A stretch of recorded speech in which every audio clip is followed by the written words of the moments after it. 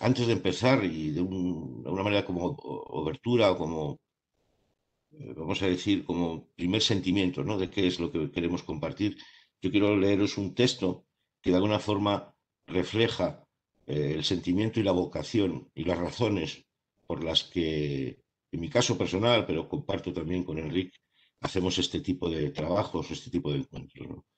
Son razones personales y también razones sociales y también razones de activismo. El texto que comparto con vosotros dice así. Cuando yo era joven varón, el milenio pasado, atravesé dos ritos iniciáticos bien distintos. El primero consistió en sentir por primera vez el misterio de aquel mar marinero que me vio nacer, en acariciar despacio aquella mano que me deseaba, en acompañar sin pensar la muerte ante mí de un abuelo que se fue, en tomar conciencia de mi rebelde vértigo al crecer, en llorar sin odiar porque alguien ejerció su libertad de alejarse de mí. El segundo consistió en golpear y ser golpeado por primera vez, en presenciar el juego cruel de humillar al diferente, en llenar mi alma de alcoholes anestesiantes, en pasar empujado bajo aquellos neones rojos, en hacer de mi nariz una aspiradora, en escuchar la vanagloria de los coleccionistas de sexo sin rostro. No miento si digo que toda la masculinidad que me rodeaba y acompañaba aplaudía y jaleaba las etapas del segundo tránsito, ni rastro de intención alguna en compartir conmigo el primer camino que durante mi tiempo adolescente viví solo y silencioso. De tanto patear los paisajes bélicos de aquel segundo hombre, durante largos años me olvidé del primero. Fueron muchas y muchos los que hubieron de pagar mi olvido con su sufrimiento, yo incluido. Por eso, hace tiempo ya que no escucho por mucho que vocee a quien propone caminar por el liberal desierto egoico de un mandato masculino que deja un reguero de cadáveres a su paso.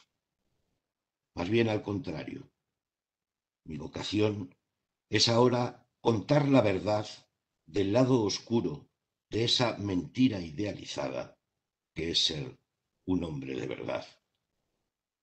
Por favor, ya no más. Mi nombre es Justo Fernández López, soy un hombre de 55 años, nací en Santander. Tengo un hijo varón, se llama Manuel, de 17 años. Soy escritor, divulgador, investigador en esto que vamos a trabajar hoy, que es la masculinidad, también el narcisismo masculino y la relación de adicciones con la masculinidad, siempre con perspectiva feminista y de sexo-género. Y es verdad que una vez una mujer feminista me dijo, justo tú lo que eres es un activista por la igualdad. Y me quedé, si me permitís, con esa, vamos a decir, esa vocación de trabajar, ¿no? Por una sociedad más justa y por una sociedad más igualitaria, y en particular por la labor que nos corresponde a los hombres. Enrique. Yo soy Enrique Urbano, tengo 30 años, trabajo en la Universidad de las Islas Baleares, estudié Derecho, luego hice un máster en Políticas de Igualdad y Prevención de la Violencia de Género y más tarde me doctoré en Estudios de Género y actualmente doy clases de Derecho Penal y Violencia de Género en la universidad, además de compaginar mi actividad en la universidad con talleres, sobre todo en institutos, acerca de los mitos del amor romántico, luego hablaremos de eso, estereotipos de género y masculinidad. Estoy en esto porque realmente es una vocación que siento que puedo aportar alguna cosa y de alguna forma en cada taller o cada sesión que realizamos siento, por decirlo de alguna manera, el placer de mis propias cáscaras, ¿no? Cayéndose, deconstruyéndome y sabiendo todo lo que tengo que aprender y de todo lo que tengo que ser consciente. Así que aquí estoy con mi compañero Justo y podemos empezar cuando quieras, Justo.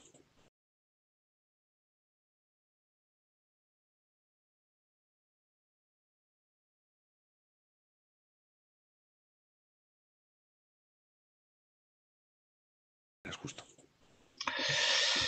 Muchas gracias, Enrique. Fijaros, esta propuesta que tiene el epígrafe, el título del encuentro es Diálogos sobre la masculinidad. Lo que pretende hacer es una mirada sinceramente autocrítica y honesta sobre esto que llamamos la construcción de la masculinidad o la construcción masculina. Siempre entendiendo, y esto es muy relevante para poder comprender cuál es el camino que vamos a recorrer en las próximas 2 horas, que cuando hablamos de masculinidad no hablamos de una cuestión personal de cada uno, sino de una construcción social, psicológica, subjetiva, cultural, educacional e incluso, por qué no decirlo, política, ¿no? Es decir, la sociedad está embebida de una masculinidad que hemos llamado hegemónica o, por decirlo de una manera, referente, que está mediatizando la manera en que nos comportamos los hombres y también las mujeres, obviamente. Y esa construcción o ese constructo merece la pena ser observado, merece la pena ser analizado como hombres que somos y que vestimos ese traje para identificar si hubiera algo que mejorar en él.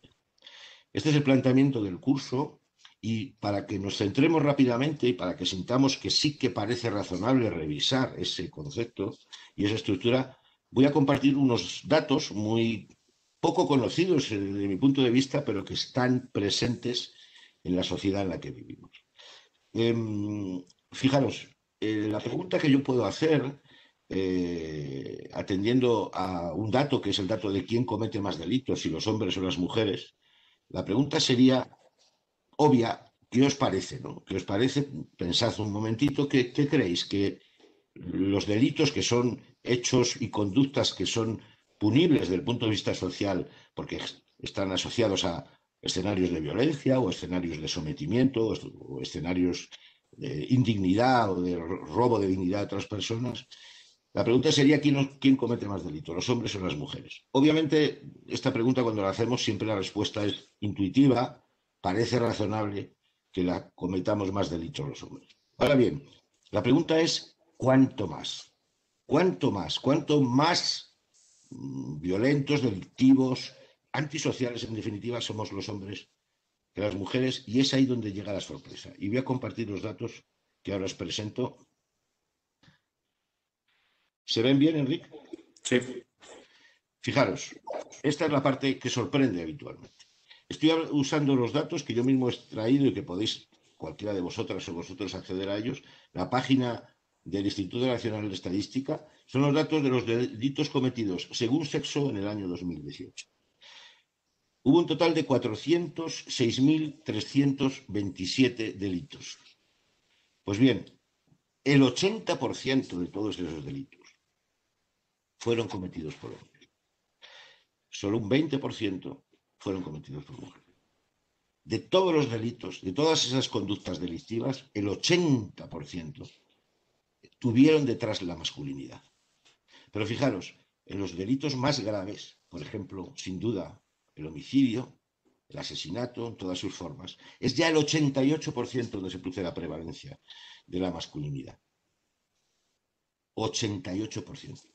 Y si nos fijamos en los delitos relacionados con la identidad sexual, con la libertad sexual, el dato sube al 97%. 97% de los abusos y de las agresiones sexuales son cometidas por varones con una estructura masculina detrás.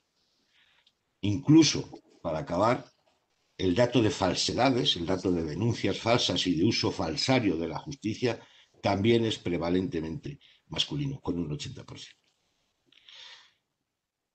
Esta información o este reparto,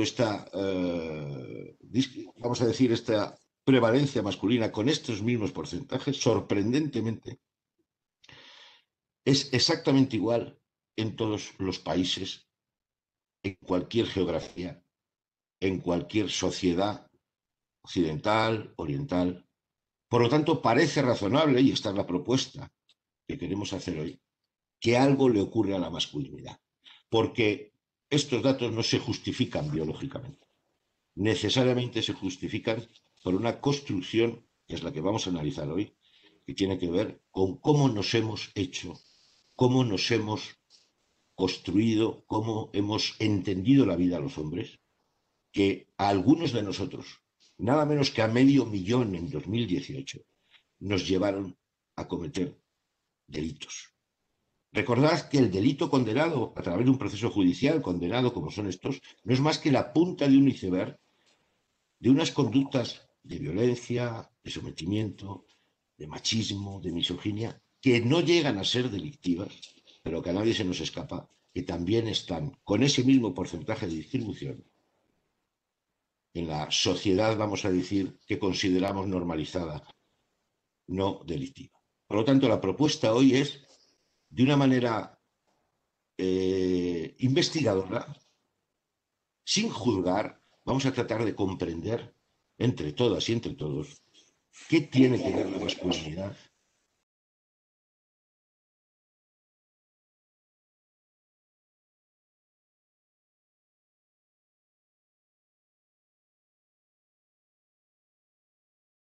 con esto.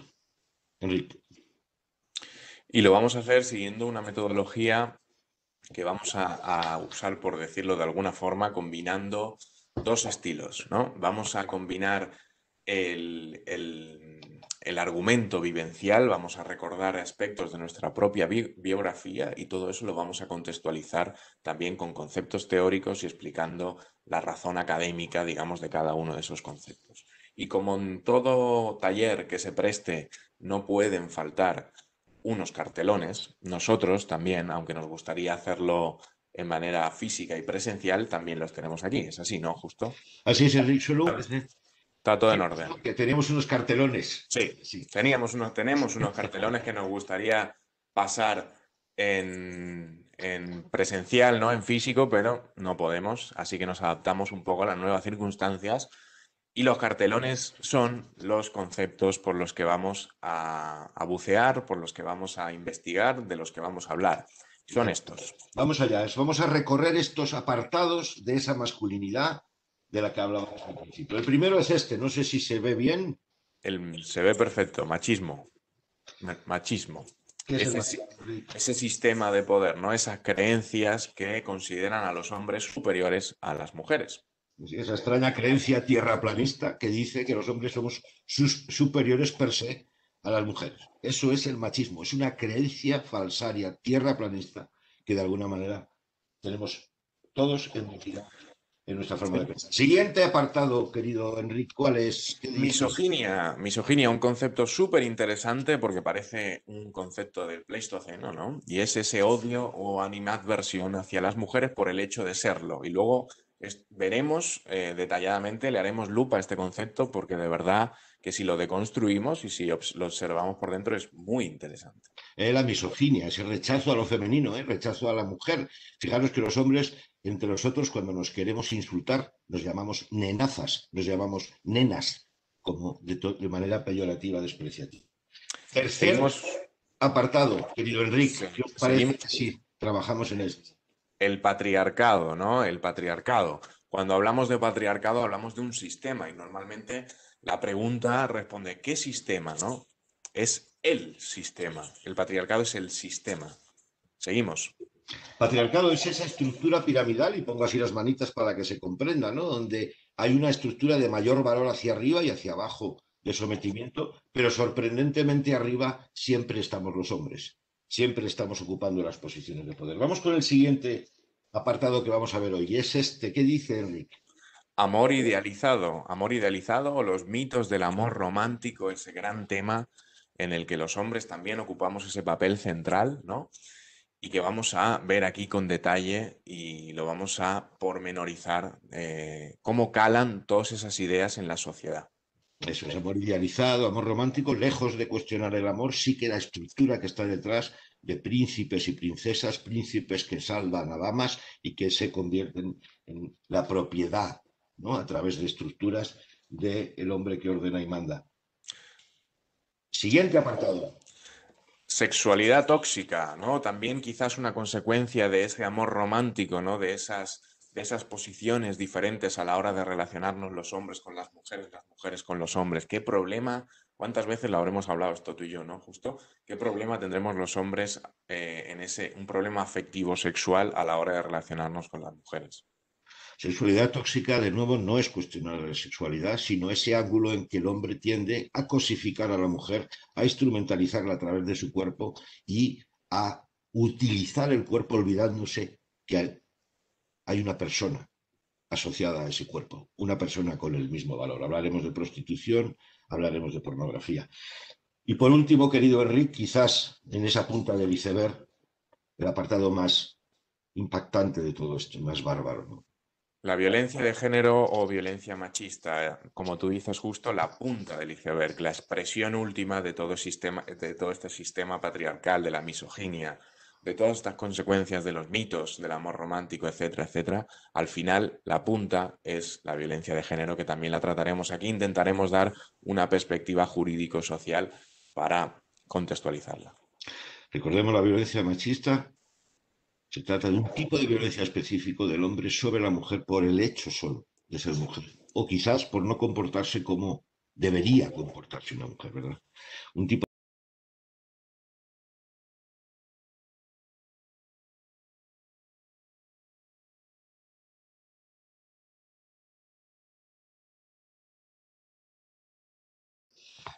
fenomenal. Mirad, vamos a profundizar en ese primer apartado, que es el machismo. Como decía Enrique al principio, vamos a usar siempre vamos a decir, dos herramientas, ¿de acuerdo? Una es la introspección y la revisión biográfica de episodios que pudieran tener que ver en las vidas, tanto de Enrique como la mía, que pudieran tener que ver con el asunto que queremos tratar. ¿De acuerdo? Y después también haremos otra visión más de marco teórico, más pedagógica, que complementarán ambas. Lo que interesa especialmente es que sintamos lo que decimos, que sintamos cómo está enraizado en cada uno de nosotros este elemento que se llama esa masculinidad que queremos deconstruir. Solo así, viéndola en nosotros mismos, es la única forma en que entendemos que podemos transformarla y dejarla atrás. Y por eso, en mi caso, voy a compartir con vosotras y con vosotros algunos episodios de mi propia biografía, que en esa revisión hacia atrás, que yo invito a que también hagamos los hombres, a esa revisión hacia nuestra infancia, hacia nuestra juventud, hacia nuestra madurez, adultez y madurez, si la revisamos con esta nueva mirada, una mirada, vamos a llamarlo de perspectiva de sexo-género, desde luego las cosas se ven diferentes. Y las cosas, los episodios y las historias son reveladores de por qué me he construido como hombre de la manera que me he construido. Y voy a empezar con un episodio que ocurrió en 1969, estamos hablando del milenio pasado, que como os digo, yo descubrí de mi biografía y que para mí ahora es revelador. ¿Te parece, Enrique? Dice así. Imaginemos la siguiente escena rescatada de una pasada normalidad cotidiana. Un vehículo circula por una carretera comarcal semidesierta entre dos pueblos. Estamos en una zona rural del norte de España. Es domingo por la mañana temprano de un hermoso día soleado primaveral. En los asientos delanteros viajan un padre y una madre. Conduce el hombre. En el asiento trasero viaja su hijo, un niño de 4 años. El coche se detiene, permaneciendo con el motor en marcha, y las dos puertas delanteras se abren a la vez. El padre y la madre intercambian sus posiciones. Ahora conduce ella. El coche retoma el movimiento, pero esta vez se desplaza a tirones, acompañado con el estridente ruido del motor sometido a fuertes acelerones. Finalmente, el coche se detiene y el motor se cala. Se vuelve a sentir el silencio de la mañana. Sin embargo, en el interior del vehículo se desarrolla otra realidad. No me explico cómo cojones puede ser tan torpe, dice el padre con voz agria. Ya te dije que no era una buena idea que tú me enseñaras a conducir. Pierdes la paciencia muy fácilmente, responde ella. ¿Qué pasa, mami? Pregunta el niño, que no pierde detalle al escuchar el tono de su padre. Nada, hijo, que aprender a conducir lleva su tiempo. No pasa nada, responde la madre con voz suave. Sí que pasa, hijo, sí que pasa, grita ahora enfadado el padre. Pasa que tu madre es una inútil, como todas las mujeres. No sé quién me manda a mí meterme en este lío. A ver, hostia, inténtalo otra vez y vigila el puto embrague. El tono del padre es ya amenazante. Querido Enrique, ¿quién era en 1969 el niño de 4 años de esta historia? Pues era Justo Fernández. Así es, queridas amigos y queridas amigas que nos estáis escuchando. Este niño, este hombre que veis, un día fue un niño de 4 años que escuchó de voz de su padre: tu madre es una inútil, como todas las mujeres. El machismo es una ideología hegemónica que se transmite de esta forma y que dice que las mujeres tienen menos valor que los hombres, que las mujeres a veces, o muchas veces, son unas inútiles. Al menos eso me dijo mi padre. Y recordad que los jóvenes varones tenemos a nuestro padre como referente. Y hoy volver a ese episodio y sentir que aquella mandato de mi padre no tiene ningún sentido es liberador. Para mí, para él y para comprenderme. Por supuesto, deciros que mi padre, que ya no está con nosotros, estamos perdonados. No hay hacia él ningún rencor, ningún juicio. Simplemente la constatación de que yo no tengo que ser como mi padre. Enrique. Sí, el curso cero, ¿no? Del machismo. De alguna forma todos los hombres en algún momento hemos recibido ese curso cero sobre el machismo. Normalmente o desgraciadamente a través de nuestro padre, pero no solamente a través de nuestro padre, sino que tenemos muchos referentes masculinos alrededor y cómo se comportan, bueno, pues nosotros lo perpetuamos. Esa misma escena que tú contabas, querido Justo, también podríamos encontrarla todos en algún episodio de nuestra vida con diferente escenario. Quizás yo podría reconocerla no en un coche, pero sí en la cocina, no hace tantos años, a la hora de, pues, por lo visto, valorar una comida que en realidad estaba, al parecer, de un hombre demasiado salada, demasiado salada. Todo eso de alguna forma nos va impregnando y de alguna manera también lo vamos reproduciendo a la hora de relacionarnos con otros hombres y también con otras mujeres. Así es, vamos a invitaros de alguna manera a hacer este viaje hacia el pasado, ese viaje hacia una especie de cuéntame, ¿no? Con perspectiva de sexo-género, revisando, y os invito a que lo hagáis, cómo eran las cosas cuando eres niños, cómo eran las cosas cuando eres jóvenes, del mismo modo que hemos hecho nosotros, porque es revelador y nos permite entender mejor dónde tenemos y queremos trabajar en esto de la masculinidad, ¿no?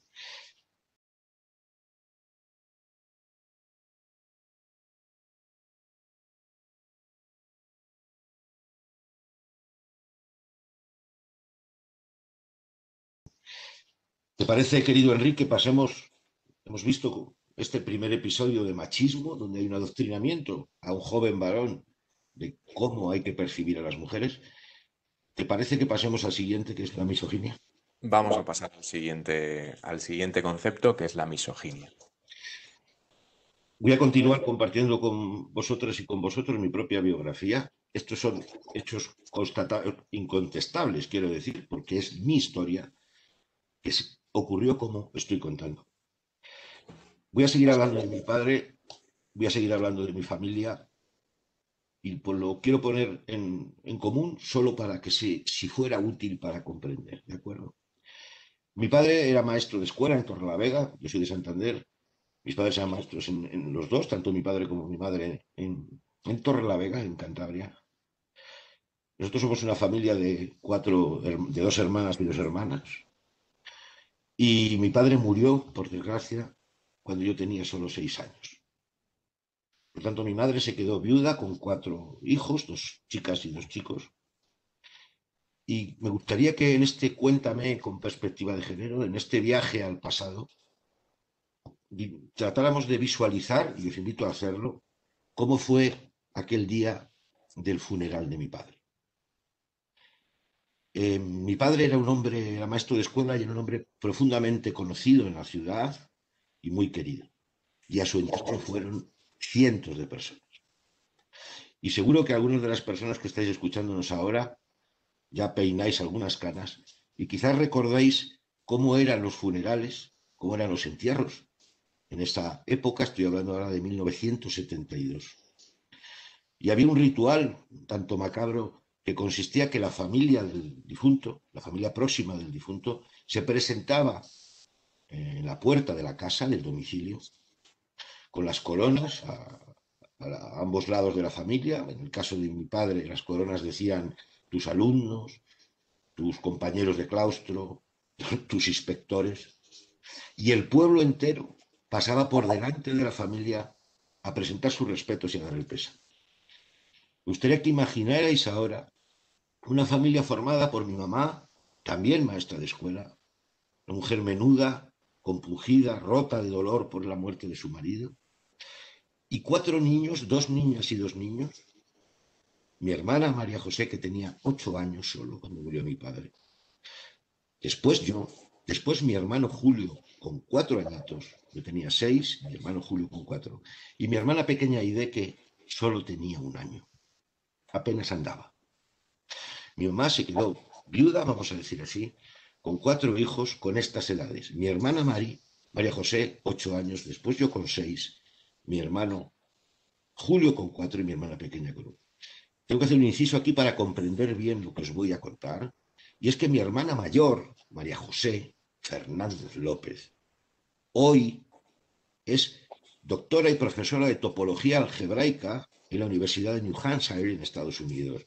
Es una eminencia en el mundo de las matemáticas. Es reconocida a nivel internacional porque es una crack.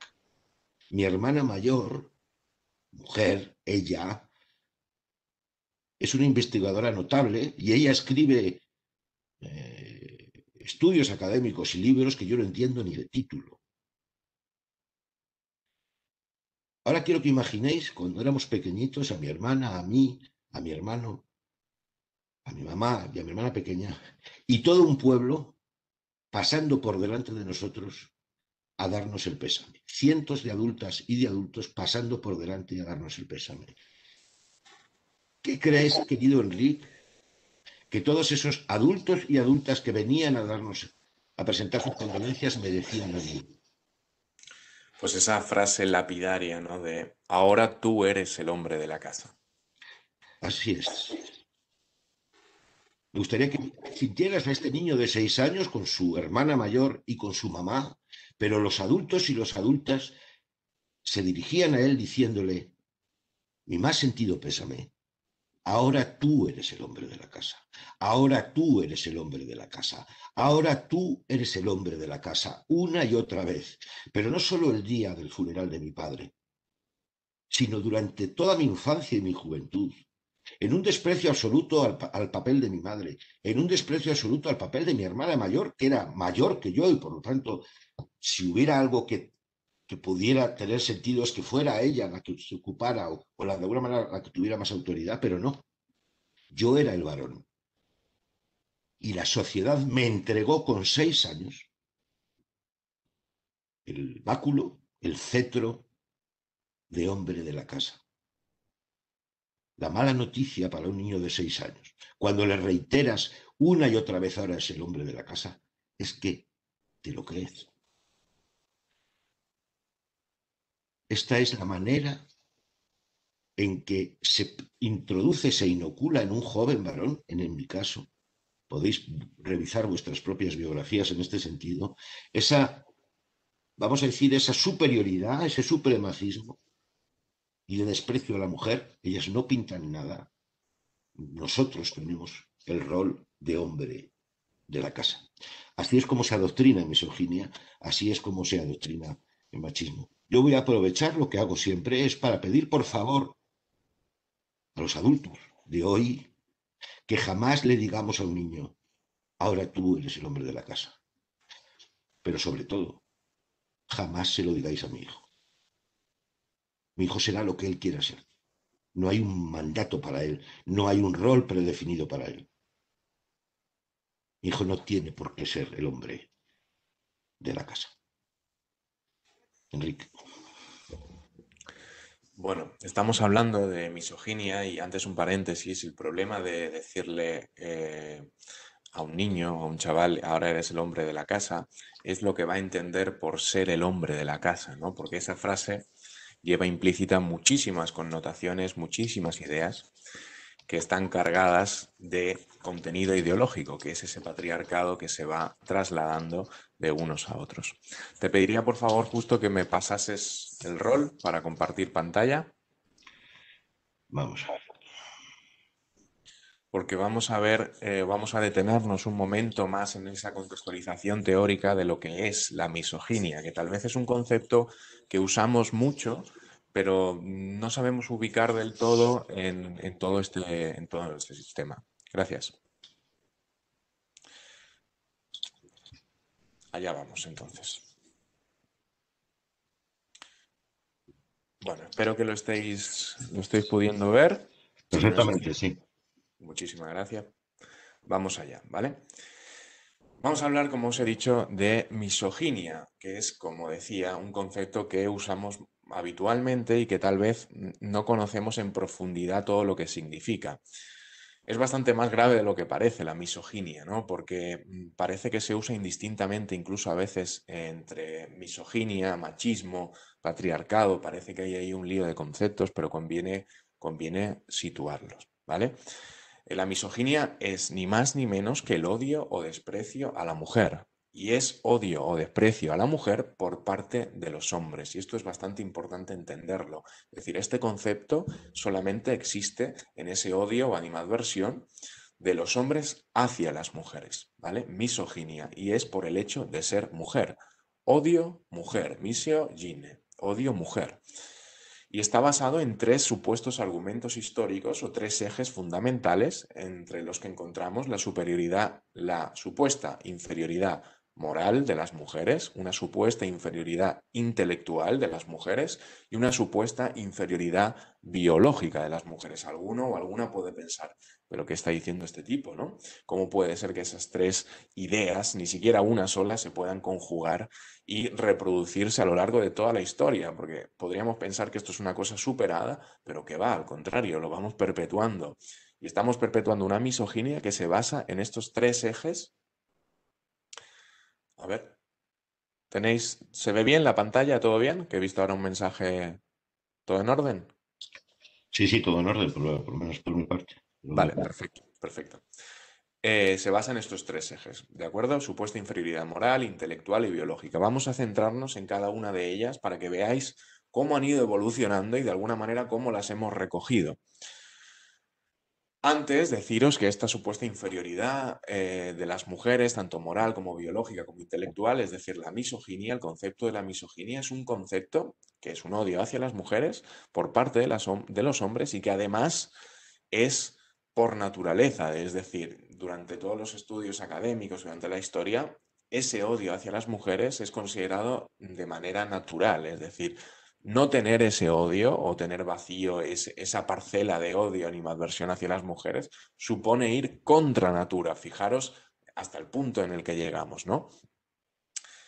Esa misoginia la podemos detectar en numerosos ámbitos del conocimiento, no solo en la filosofía, en la historia, sino todas las disciplinas que investiguemos, en las que nos metamos, en las que empecemos a leer un poquito, pues nos daremos cuenta de diferentes ejemplos, tanto en la economía como en la filosofía, en la medicina, ya lo veréis, ¿de acuerdo? Aquí os he traído unos cuantos autores, pero podríamos encontrar ejemplos de muchísimos autores y en diferentes ámbitos. Digo muchísimos autores porque evidentemente son hombres.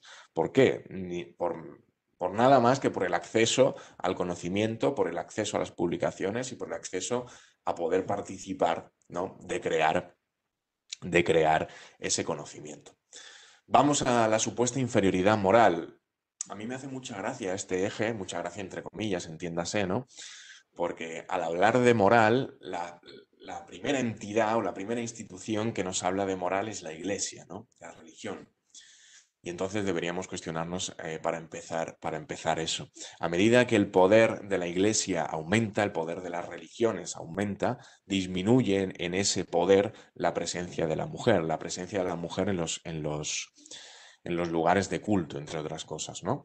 Y además, en nuestro caso aparece el mito, el gran mito de Eva, ¿no? Que ya ha culpado a las mujeres, ha culpabilizado, ha renegado a las mujeres ese desprecio al género femenino porque supone, bueno, pues impregnarse de toda esa, del pecado, ¿no? De lo malo, de, de alguna forma, esa tentación que supone la mujer. Esa supuesta inferioridad moral, como os decía, la va perpetuando sobre todo la iglesia, sobre todo las religiones, que va calando en la sociedad, en el mensaje social que posteriormente se va trasladando, ¿no? De generación en generación. Os he traído algunos ejemplos porque a mí me gusta bastante el tema de la mitología, el tema de la historia, sobre las imágenes de mujeres que encontramos en los libros antiguos, ¿no? En la historia, en los libros de conocimiento. A la izquierda de vuestras pantallas, supongo que debe ser a la izquierda, tenéis la imagen del mito de Eva, ¿no? Pero a la derecha os he traído una imagen que no sé si la conocéis y corresponde a Lilith, que es una mujer en la mitología de la que no se habla. Lilith es la primera mujer realmente.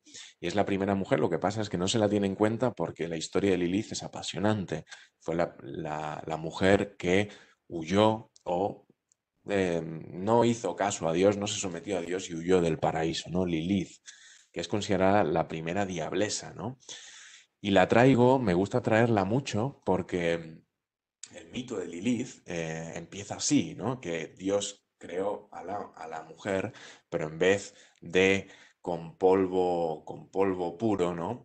La creó con heces y suciedad. Fijaros en esto, ¿eh? Con heces y suciedad. Lilith supone un hito importantísimo en todo esto, porque al huir del paraíso, al escaparse del paraíso, al rebelarse contra Dios, pues supone esa afirmación e independencia masculina y de alguna independencia femenina, perdón, y de alguna manera representa todos esos temores masculinos, muy propios de lo masculino, ante la liberación femenina. Sobre todo ante la liberación de la sexualidad femenina. Saca a la palestra esos miedos sobre la impotencia, la debilidad de los hombres. Para mí, Lilith es la primera piedra del feminismo, porque supone esa estirpe de diablesas, llamadas así, evidentemente, pero lo único que eran o suponían eran mujeres rebeldes o que querían autodeterminarse, ¿no? Y tomar las decisiones, evidentemente, por ellas mismas. Fijaros, ¿no? Como se habla en el Éxodo, no dejarás con vida a la bruja. Aquí aparece la brujería, que es otro concepto importantísimo a la hora de entender esa revolución o esa reivindicación del movimiento feminista. Vamos a la superioridad, la supuesta inferioridad intelectual de las mujeres, o supuesta, podríamos cambiar los ejes en supuesta superioridad intelectual de los hombres, ¿no?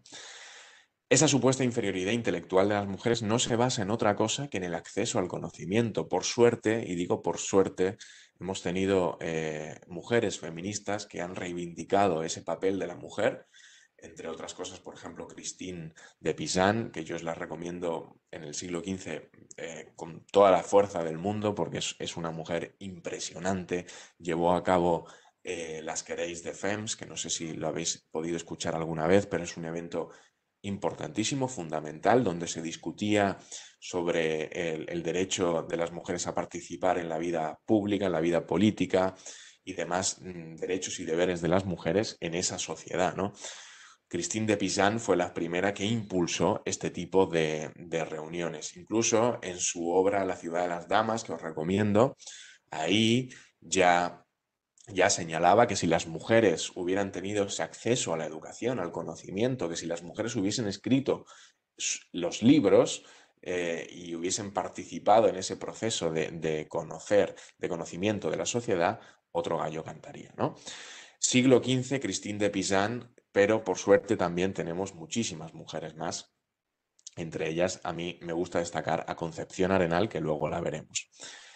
Esa supuesta inferioridad intelectual, como decía, únicamente se basa en que los hombres tenían acceso a los tratados de educación, a la literatura, a la formación, mientras que las mujeres eran relegadas o apartadas o acorraladas contra el hogar, contra el hecho de ser esposa y contra el hecho de ser madre cristiana. Fijaos si tanto es así que un médico renacentista, Paracelso, llegó a afirmar que los hombres nunca proceden de la mujer, sino que del propio hombre, porque como las mujeres son inferiores a los hombres, no puede ser que un hombre proceda de una mujer. Fijaros hasta dónde llegaba la misoginia, ¿no? La misoginia, el desconocimiento y en algún caso la ceguera. Esto podríamos pensar, bueno, me están hablando del siglo XV, del siglo XVI, pero es que no, 3 siglos más tarde, otro médico, en este caso Gall, impulsor, ¿sí? Sí, vale, complejo. Nada, nada, ¿no? No, no, continúa, Enrique. Vale. Impulsor de la frenología, la doctrina que estudia el cerebro, decía que las mujeres, por la morfología del cráneo, basaba esa inferioridad intelectual en la morfología del cráneo, es decir, que como las mujeres tienen el cráneo más pequeño, por lo tanto son inferiores intelectualmente a los hombres. Estamos en 1800, pero es que también tenemos este médico tan famoso, médico biólogo, Darwin, que lo habréis escuchado muchísimas veces, pero las teorías de Darwin pues tenían esa connotación misógina que se iba reproduciendo a lo largo de los años. Como os decía, una mujer importantísima junto a Christine de Pizan es Concepción Arenal española, que decía que evidentemente cómo se va a basar la supuesta inferioridad intelectual de las mujeres, supuesta inferioridad intelectual de las mujeres en unas causas orgánicas o físicas. ¿Cómo va a ser eso? Sino que se trataba en una cuestión de acceso a la educación, de acceso a la enseñanza, y que si las mujeres hubiesen tenido ese acceso a la educación, ese acceso a la enseñanza, en ningún caso podríamos hablar de esto. Y probablemente estaríamos ante otra historia, es decir, ante otra historia en mayúscula, digamos, ¿no? Porque las mujeres habrían intervenido en esa construcción del relato histórico. Hemos destacado antes La ciudad de las damas como obra importante de Christine de Pizan. Me gustaría destacar La mujer del porvenir de 1869 de Concepción Arenal. Es un libro interesantísimo. Vamos a esa supuesta inferioridad biológica, quizá más asociada al Renacimiento, ¿no? Una época más avanzada, cuando la frenología, lo que os comentaba antes, esa imagen de la mujer que aparece, ¿no? Como madre, esposa, ama de casa, y que nada o muy poco tiene que saber acerca de las cuestiones sexuales, por ejemplo, de su propia sexualidad. Fijaos también cómo aparecen las imágenes de mujeres, esto lo habréis visto en muchísimas películas, en muchísimas series, en muchísimos documentales, etcétera, etcétera, etcétera, la imagen que se da de la mujer, ese ideal de mujer, ¿no? Como dulce, delicada, pasiva, recatada, sumisión, que necesita protección, cuidado. Si prestamos atención, todos estos ideales, todos estos conceptos, quizá vamos a encontrar ahora su sombra, su reflejo en la actualidad a través de los estereotipos de género. Yo hago talleres en institutos sobre estereotipos de género a chavales y chavalas de primero y segundo de la ESO sobre todo, y estos estereotipos son los que reproducen. Los hombres son fuertes, los hombres no lloran, las mujeres son sensibles, recatadas, delicadas, tienen que ser protegidas, etcétera, etcétera.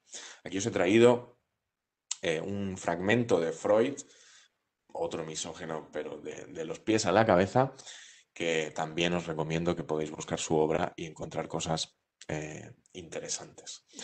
Fijaos en este fragmento de Rousseau del ideal de mujer. Os he destacado un par de conceptos: obedecer, sumisa, sufrir y malos tratos. Ya aparece el concepto de malos tratos. La mujer tiene que callar y asumir y aceptar los malos tratos por el hecho de ser mujer. ¿Vale? Más ejemplos en el Antiguo Testamento, pero no solamente he querido traer ejemplos de la religión o de la historia, sino que también en obras literarias que han pasado a la historia y que tienen oculto o tienen inmerso ese mensaje misógeno, pero porque han bebido de él, porque el conocimiento, porque la literatura, porque la historia únicamente la hemos hecho los hombres. Entonces, lo hemos ido reproduciendo durante tantos siglos que está impregnado en cada una de las partes de la historia, de la literatura, como decía, del conocimiento. Os voy a poner ahora, alguien puede pensar, ¿no?, que estamos ante una cosa que pasó, bueno, pues hace 3 siglos, 4 siglos, 2 siglos, un siglo, da igual. Pero no, es que todo eso tiene sus consecuencias en la actualidad y se va actualizando esa forma de ser misógeno, ese odio o animadversión hacia las mujeres por parte de los hombres. Se va actualizando y se va modernizando, digamos. Os voy a poner un fragmento de una entrevista de José Ramón de la Morena que se llevó a cabo en Onda Cero, perdón, que se llevó a cabo en Onda Cero, en un programa que me parece que sí, El Transistor, un programa deportivo en el que se comenta, bueno, la jornada de deportes y además traen a deportistas y les hacen entrevistas. En este caso es Joana Pastrana, que justo recién acababa de ser campeona del mundo de boxeo, campeona del mundo de boxeo, campeona del mundo de boxeo, y José Ramón de la Morena le hace esta entrevista, solamente dura un minutito, no os voy a torturar con más, pero por favor escuchadla porque no tiene desperdicio. Si no se oye, en cualquier momento me interrumpís y vemos qué pasa. ¿De acuerdo? Vamos allá. Joana Pastrana es una abusadora madrileña muy joven que había dejado su profesión de camarera en una cafetería para intentar ser campeona del mundo. El viernes se proclamaba campeona del mundo y viene con su cinturón. Joder, el cinturón pesa de la campeona del mundo. Felicidades. Muchísimas gracias. Pesa. Bueno, como lleva los 2 espejitos estos, te sirve para maquillarte. Esto lo pones Un momento. encima de la mesilla y te voy a dar un retoquito antes de... ¿no?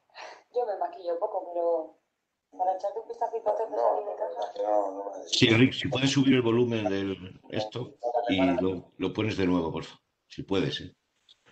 Sí, creo que está al máximo por mi lado. Joana Pastrana es una abusadora madrileña muy joven que había dejado su profesión de camarera en una cafetería para intentar ser campeona del mundo. El viernes se proclamaba campeona del mundo y viene con su cinturón. Joder, el cinturón pesa de la campeona del mundo. Felicidades. Muchísimas gracias. Pesa y bueno, como lleva los 2 espejitos estos, te sirve para maquillarte. Esto lo pones encima de la mesilla y te voy a dar un retoquito antes de... ¿no? Yo me maquillo poco, pero para echarte un vistacito antes de salir de casa. Es que no lo necesitas. Igual que el mundo tiene que enfocarse, tú no lo necesitas. La alemana además ni la tocó la cara prácticamente. Que no te tocó la cara, pero sí que está buenísimo. Joana, joder, con María José, me quedo con es que hace tiempo que no mira. Luego ya al final, cuando se da cuenta que el combate lo has ganado tú, es cuando se tira por ti a la desesperada. ¿No? Sí, Como en si el hubiera último robado boxeo. combate. Se tira por ti ya. Sí. Y novia no tenemos. Sí, tenemos una ¿Y qué? novia. ¿Una novia? Sí. ¿Y qué tal? Bueno, hasta ahí. No hace falta que nos torturemos más. Estamos en 2018, antes de ayer. Estamos en 2018, estamos en antes de ayer, como decía. Esto son expresiones misóginas que se llevan a cabo, se reproducen inconscientemente porque las tenemos en el subconsciente, porque ha calado tanto el mensaje de desprecio hacia lo femenino que probablemente este hombre no es consciente de lo que está diciendo, ¿vale? Pero si lo analizamos, no hace falta analizarlo demasiado, no hace falta analizarlo en profundidad. Con escucharlo una vez es suficiente. Si tuviésemos que destacar algo, yo creo que si me perdonáis la expresión, yo creo que en un minuto es difícil meter más la pata, por decirlo finamente. Los espejitos, las alusiones al físico, no acordarse del nombre. Estamos hablando de una campeona del mundo. Imaginaros que esta entrevista se la hicieran a un deportista hombre. Esto no pasaría en la vida. En la vida este minuto se podría repetir con una entrevista a un deportista masculino. Nunca, jamás. Pero es que no es solo eso. Ahora os voy a traer otro ejemplo de otro programa deportivo, que espero que se escuche un poco mejor, que este audio es bastante mejor, ¿vale? También en el mismo contexto, fijaos, están hablando de los hijos de los futbolistas, ¿de acuerdo? Protagonista en el programa de El Partidazo de la cadena COPE, Juanma Castaño y su equipo. Los futbolistas, lo de los hijos, tienen que gestionarlo de otra forma. Lo digo totalmente en serio. ¿Y qué van a hacer? No se puede levantar por la noche los futbolistas a cuidar de los hijos. Lo digo totalmente en serio. No estoy nada de acuerdo, pues como tú eres vecino. No, no, no. No seáis demagogos. No, no demagogo nada, no es un El demagogo. El futbolista vive de su descanso también. Si tú le alteras el descanso al futbolista, periodista. no, es distinto, es distinto. Pues Yo conozco jugadores que me han dicho que el peor momento de su carrera profesional muchas veces es cuando sus hijos han sido pequeños y han tenido que levantarse a cuidar de los niños. No. De hecho, la mezcla Menos mal de... que son los padres, se los pariera enseñar de más. No, lo pienso de verdad, totalmente en serio. O sea, los futbolistas no se pueden levantar por la noche a cuidar de los niños. Así de Porque claro. además Trabajan 10 horas seguidas. Un tío que se va a su casa a las 2 de la tarde. Vamos a ver. Que no, pero cuando hay que dormir es por la noche. Sí, los futbolistas, lo de los hijos, tienen que gestionarlo. No se trata de culpar, no se trata de atacar, no se trata de eso, se trata de responsabilizarse, se trata de ser consciente de lo que somos, de lo que decimos y de las actitudes que reproducimos o que perpetuamos. Justo. Muchísimas gracias, Enrique, por un lado, repaso histórico a la misoginia y también con dos ejemplos, muchísimos que hay, donde se pone de manifiesto, donde se implementa esa mirada diferente, minusvaloradora del hombre sobre la mujer, ¿no? Estos son dos ejemplos como otros muchos. Sí me interesa, estamos justo en el ecuador del encuentro, son las 12, y sí me interesa recordar que no se trata de establecer un mecanismo de judicializar o de juzgar a las personas. Y lo digo porque no estamos cuestionando aquí, ni lo haremos jamás, por profundo respeto, ni sentimientos religiosos, ni sentimientos de identidad. No se trata de eso. Se trata de, con una mirada ecuánime y una mirada objetiva, revisar conductas, revisar subjetividades, revisar cómo nos comportamos, ¿verdad? Porque ponemos el foco, y es verdad, ¿no?, en este hombre, en este caso José Ramón de la Morena, que está entrevistando a una mujer, ¿no? En este caso una boxeadora, por ejemplo, ¿no?, campeona del mundo. Es profundamente injusto que en su interés de este hombre por el valor del mérito de esta mujer, su mirada sea que si te maquillas con el espejito del cinturón, ¿no? Esto es muy injusto para ella. Se trata de ponernos en el lugar de ellas, ¿no?, donde nada menos que una campeona del mundo, el interés de este hombre, si tiene novio o no, y si se maquilla o no se maquilla. Esto no tiene sentido, ¿eh? Por lo tanto, merece la pena, ¿no?, hacer este ejercicio, porque estoy convencido de que todas y todos los que estemos aquí hoy reunidas y reunidos, todos tenemos buena voluntad. Nuestro interés es mejorar como personas, mejorar como sociedad. Y por lo tanto, dejar atrás este tipo de conductas que son injustas, desiguales y hacen daño, en definitiva.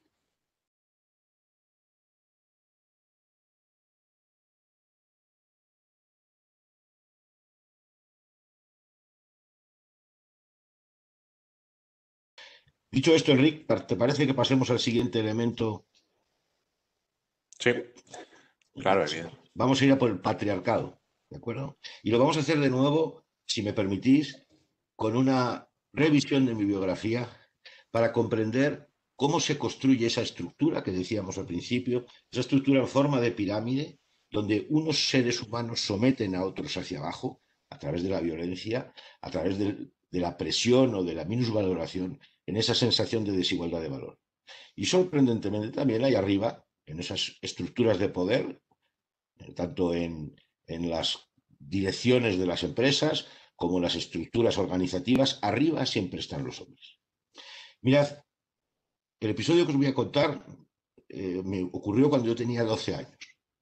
Por razones que no vienen al caso, ya sabéis, ya me conocéis un poco más, mi papá y mi mamá eran maestros de escuela, pues que además coincide que yo, pues es verdad, tenía una cualidad y tengo una cualidad, que no una virtud, y es que mi nivel intelectual o mi coeficiente intelectual, por lo visto, era un poco más elevado de la media. En definitiva, era un muy buen estudiante y yo con 4 años ya sabía leer, multiplicar, restar, dividir. Tenía como una cierta, esa cualidad, insisto, no una virtud. ¿Por qué cuento esto? Porque a lo largo de toda mi experiencia académica, mis padres decidieron que era buena idea adelantarme 2 años en los estudios. ¿Eso qué significa? A los que os acordáis, que tenéis una cierta edad, os acordáis de la EGB, pues que sepáis que yo con 4 años ya cursé primero de EGB, con 12 años primero de BUP y con 16 años primero de universidad. Esto es una barbaridad, esto está prohibido ahora, pero entonces sí se podía hacer. 2 años adelantado. Significaba eso que todos mis compañeros y compañeras, tanto en el colegio como en el instituto, tenían 2 años más que yo, incluso más, ¿no? Yo no quiero que viajemos de nuevo a cuéntame, a este pasado con perspectiva de sexo-género, e imaginéis a un chavalito de 12 años, con una cara de niño, pero muy de niño, que llega por primera vez a un instituto, deja el colegio, donde en el colegio estaba bien cuidado, no era muy relevante que fuera 2 años adelantado, porque todos éramos niños, pero cuando llegas al instituto ya ahí sí que te vas a encontrar con jóvenes que van desde los 14 hasta los 18 o hasta los 20 años, porque antes se podía hasta tripitir. Pues este jovencito de 12 años llega a ese primer día de clase en septiembre de 1977, llega ese primer día de clase a este instituto, el Instituto Besaya de Torlavega. Además, hacía buen tiempo y yo no cometí la temeridad, mi mamá no se dio cuenta y yo tampoco, de entrar en el instituto, que ese primer día estaba el patio lleno de chavales y chavalas, entrar vestido con pantalón corto. Ahora no tiene mucha importancia, pero seguro que los que tenéis una edad como yo, sabéis que entrar en un instituto con toda esta chavalería de mayorona, vamos a decir, de chavales mayores, con pantalón corto era una temeridad. Y quiero que imaginéis a este niño que intenta cruzar el patio rodeado de chavales y chavalas mayores. Enseguida cojo el foco, todos me miran por ser diferente y raro y empiezan a señalarme. Y esas voces todavía las tengo yo guardadas aquí en esta cabecita y a decirme frases como esta. ¿Dónde vas, niño de mierda? ¿Qué estás buscando a mami? ¡Hala, vete a tu casa, niñato! Cruzando el patio, gritos y señalamientos y burlas de este tipo. Me gustaría, Enrique, no sé si estás imaginando la escena de un niño que cruza y cientos de chavales y chavalas le empiezan a señalar y a insultar. Dime, por favor, qué voces, qué tono de voz tenían esos gritos. Pues muy probablemente esos gritos que te atacaban, esos gritos intimidatorios, serían los de chicos, voces masculinas. No es que para la menor duda. Ahora lo recuerdo bien. Ahora ya no es un episodio como otro cualquiera, sino que ahora tiene sentido. Eran los tíos, los jóvenes, los hombres, los chicos del instituto, los que me gritaban de esa manera humillante. Porque también recuerdo las voces femeninas. Y lo más que me decían es, ¡ay, qué niño más mono! Y quiero compartir que te digan, ¡ay, qué niño más mono! No duele. Pero que te digan, ¿dónde vas, niño de mierda? Cuando nos dirigimos así a otro compañero, como se dirigieron a mí estos chavales, sí duele, te parte el alma y te asusta. Por supuesto, volví a casa, me puse pantalón largo y volví al instituto. Pero este estado de problematización de un chavalito joven, que simplemente mi cualidad es que era diferente, porque era más pequeño, no había hecho más que empezar. Y os voy a contar el episodio que realmente es un episodio patriarcal de dominación que quiero compartir. A los pocos días de empezar en clase ya se estructuró en la jerarquía del aula de mis compañeros y compañeras quién mandaba allí. Y el que mandaba allí en esa clase se llamaba Carlos. Carlos era un chaval repetidor, tenía esta barba. Le recuerdo bien, era bastante más alto que yo y bastante más grande que yo. Carlos. Por cierto, Carlos hoy es un hombre de provecho y un hombre como yo o como cualquiera de vosotros, un hombre normal. Pero este Carlos, enseguida, en cuanto se dio cuenta de que yo era más vulnerable, más pequeñito, era diferente en definitiva, le pareció buena idea coger el foco sobre mí y empezar a maltratarme. Cuando no era un golpe en el hombro, era una cuelleja, cuando no una burla. Y Carlos siempre iba acompañado de un grupo de compañeros suyos, vamos a llamarlos cómplices, vamos a llamarlos carroñeros, que siempre le acompañaban en sus bravuconadas. Y se reían de las bromas de Carlos. Carlos hacía bromas sobre mí y los demás se reían, todos chicos.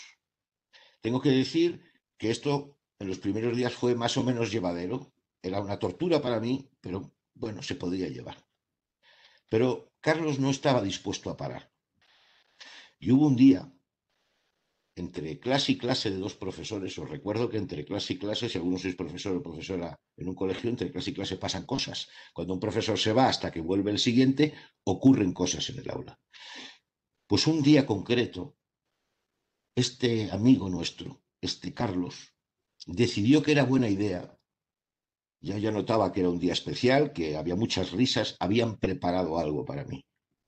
Decidió que era buena idea, como no había ningún adulto, dirigirse hacia mí, cogerme de la pechera, sacarme del pupitre y arrastrarme con violencia y encerrarme en uno de los armarios que había en el lateral del aula. Un armario donde se guardan los abrigos. Y como estaba vacío, porque en septiembre nadie llevaba abrigo. Y me encerraron dentro. Mientras me llevaban, pues yo intentaba zafarme, por favor, dejadme, qué broma, venga que sí, ya está bien, imaginaos, ¿no? Suplicando que no me hicieran daño. Pero me encerraron en el armario, Carlos y sus amiguitos. Se burlaban de mí, me insultaban y se reían de mí. Su objetivo era meterme en ese armario. Mirad, se pasa muy mal cuando te hacen esto, muy mal. Porque te sientes violentado. Pero bueno, no deja de ser una broma. Y me encerraron, pusieron el pie, no me dejaban salir, todo estaba oscuro. Hubo un momento en que Carlos retiró el pie y la puerta se entreabrió y yo pensé que me iban a dejar salir. Y me incorporé. Pero su idea no era dejarme salir todavía. Habían ido a buscar un montón de periódicos, de hojas de periódico. Lo metieron, me empujaron de nuevo, los metieron dentro del armario. Los prendieron fuego y volvieron a cerrar la puerta. Quiero que imagináis a un niño de 12 años en un armario encerrado oscuro con un montón de periódicos echando humo que además de no ver nada ya no podía respirar. Quiero que sintáis que en esa situación de violencia y de sometimiento, una aparente broma de niños, uno se siente morir. Me gustaría, Enrique, porque cuando Carlos me arrastraba hacia el armario, además de la algarabía y de los burlas y los insultos, también había algunas voces que yo recuerdo perfectamente que decían: dejadle en paz, le estáis haciendo daño, dejadle en paz. ¿Me podés, Enrique, ayudar a recordar qué tono tenían esas voces? Pues sería el de tus compañeras, con un tono femenino. Exacto. Ellas, mis compañeras de clase, decían por favor, empatizaban conmigo, por favor, dejadle en paz, pero ellos no. No todos, unos poquitos. Carlos y su cuadrilla de fratría, ellos no atendían a esas voces. Querían burlarse y violentarme. El resto de los muchachos estaban en silencio cómplice. Durante varios minutos, no sé cuánto tiempo pasó, yo me sentí morir, me puse en posición fetal y esperé no sé a qué. Se llama indefensión ante la violencia. No sé el tiempo que pasó. Es verdad que de repente se hizo el silencio y la puerta se quedó entreabierta, pero yo no me atrevía a salir. Ocurrió que de repente un profesor, que alguien fue a buscar a la sala de profesores, llegó muy enfadado porque alguien le había interrumpido en su descanso, abrió la puerta del armario, al ver el panorama me señaló y me dijo: gamberros, que sois unos gamberros, y tú el primero, fuera de aquí. y me marché, sintiéndoseme profundamente culpable por la idea de que me había dejado hacer eso. Enric, si me permites de nuevo, ¿me puedes ayudar a recordar, o vosotros si queréis, escribir ahí abajo, quién creéis que fue a buscar al profesor para que me ayudara? Pues con total seguridad las mismas voces que empatizaban, ¿no?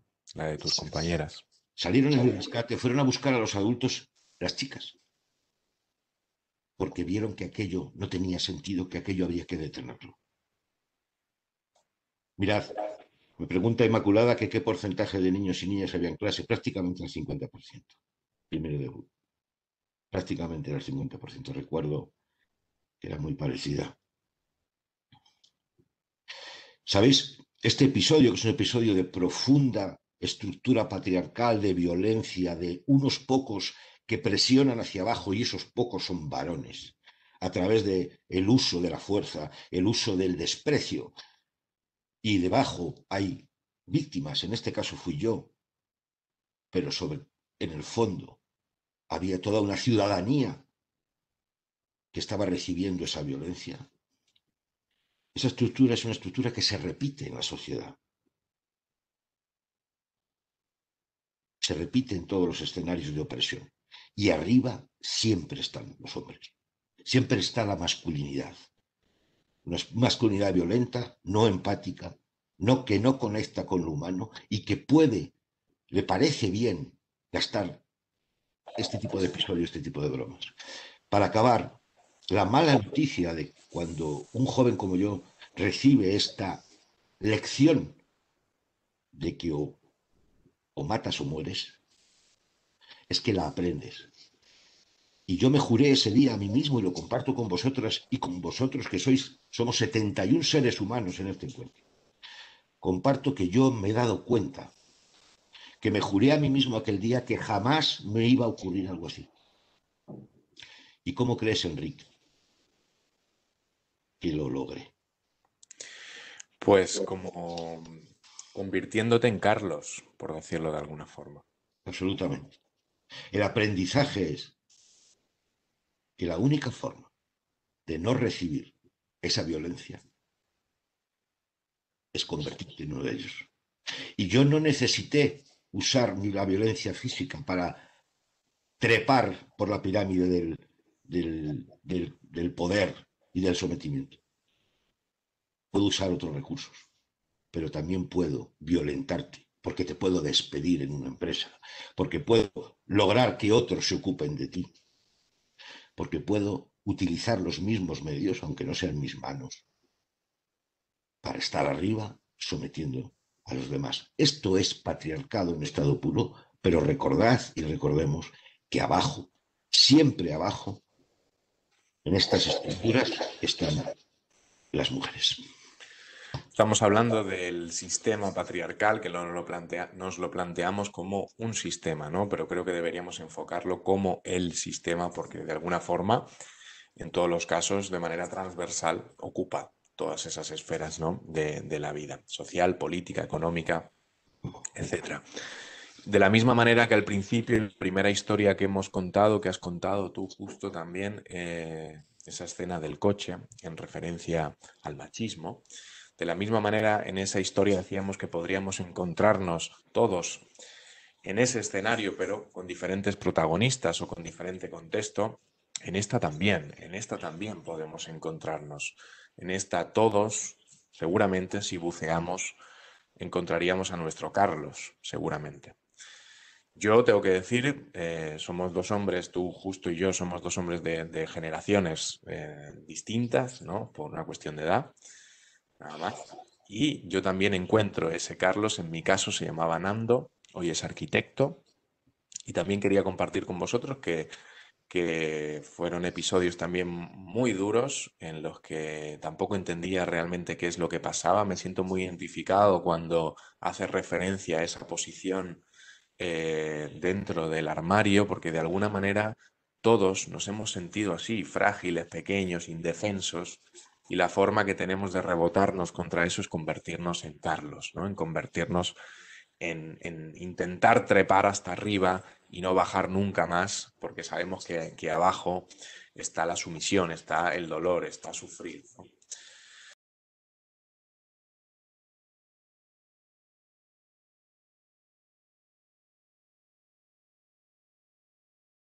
Compartir en centros educativos con niños y niñas, jóvenes y jóvenes muy jovencitos, precisamente este trabajo sobre los mitos de estos amores, vamos a decir, idealizados de príncipes y de princesas. Y Enric nos va a sumergir en ese trabajo que él ha realizado y que sigue realizando durante mucho tiempo.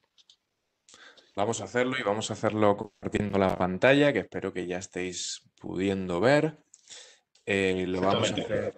Lo vamos a hacer muy, muy rápido o más rápido de lo que lo deberíamos hacer, porque a nosotros nos gusta mucho hablar y hablarlo tranquilamente, pero os voy a contar, como decía, justo un proyecto que hace 4 años ya, 4 cursos académicos que estoy desarrollando en los centros de educación secundaria de las Islas Baleares, ¿vale?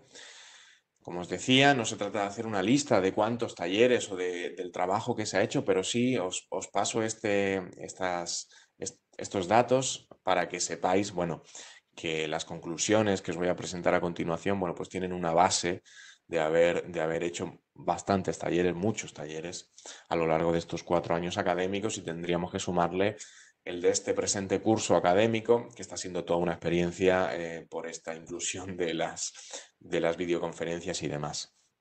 Pero vamos a centrarnos en eso, en estos 4 años pasados, como os decía, en centros de la comunidad autónoma, en Mallorca, Menorca, Ibiza y Formentera, y cualquier tipo de centro. Nunca he tenido ninguna objeción ante ningún centro.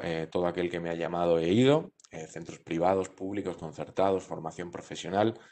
Voy allí donde quieren que vaya y yo estoy encantado. Al final todo esto supone que alrededor de unas 15.000 personas a finales del curso pasado habían recibido el taller. ¿Y en qué consta el taller? Pues un repaso por los mitos del amor romántico.